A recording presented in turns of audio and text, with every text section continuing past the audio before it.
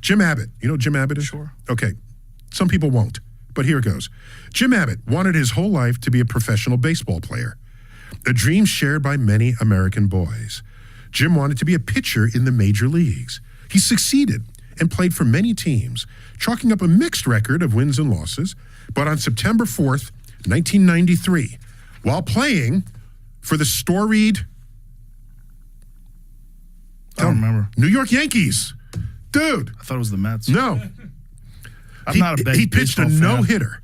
That's when no batter gets a hit in the entire game. There have been about 320 no-hitters in Major League history out of 220,000 games played. Due to a congenital birth defect, Jim Abbott was born without a right hand. Is Jim Abbott disabled? Is he? He pitched a fucking no-hitter for the New York Yankees. What I'm saying is, obviously not everyone who has a disability will achieve this way. Yes. I don't want to, don't get me wrong here, but what I want to say is, look at what people would have told, and I have 6 other examples here, one right after another, what people would have told them coming up. And Temple Grandin among them. But probably the most famous autistic person there ever was. She's professor of farming at, was it the University of Colorado, somewhere in the West, where because she sees the world the way animals do, she could advise farmers in ways they can handle and herd cows that does not create stress in them. She figures stuff out. She has research papers. Yes. But you're going to say, "Oh, she's not the life of the party. Get her out of here." What are we doing? Can I give you an example, a personal example? What the hell? And so I was angry writing that chapter. I was angry. One more. I got to go. Okay. Let me keep. Okay. Let me give you a personal Go. example. My jiu-jitsu instructor, Yes. Jean-Jacques Machado, Yes. was born with, on his left hand, he only has a thumb. He is a genetic defect where he has no fingers on his left hand. Call it a genetic feature. A genetic feature. Well, See, in you're him, value judging. It is a Okay. feature because he's a multiple-time world champion. There it and is. because of the fact that he was born with this one hand that didn't have fingers, he developed a style of jiu-jitsu that enabled him. You see his hand there? Uh-huh. He's one of the absolute best that's ever done it.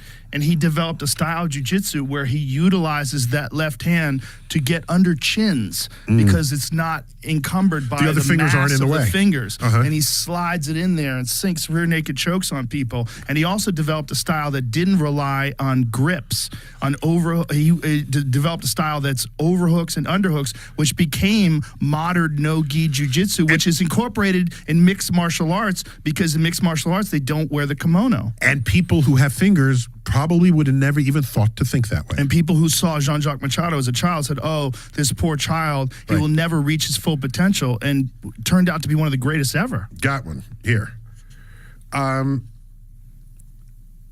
So Oliver Sacks was a noted neurologist, pioneering entire subfields within his profession. He was also a best-selling author, describing the human brain as the most incredible thing in the universe. He led a remarkably varied life while suffering from a neurological affliction called Prosopagnosia, more commonly known as face blindness. This condition contributed to his severe shyness since he couldn't recognize faces even if he recognized everything else about you.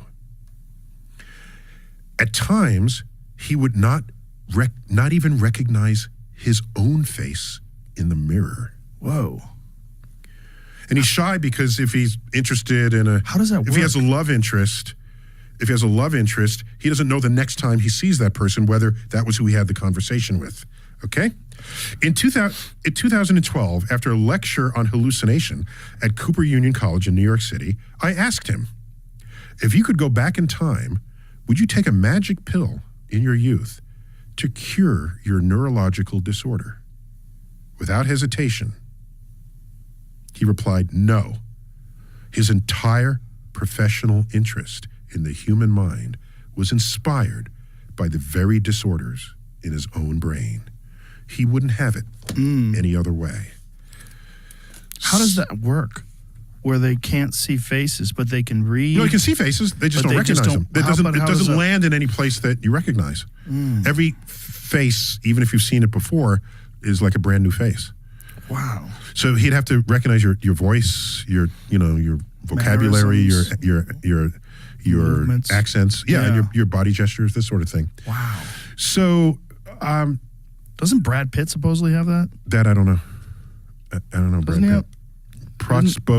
Prosopagnosia. Yeah, I See if that's true.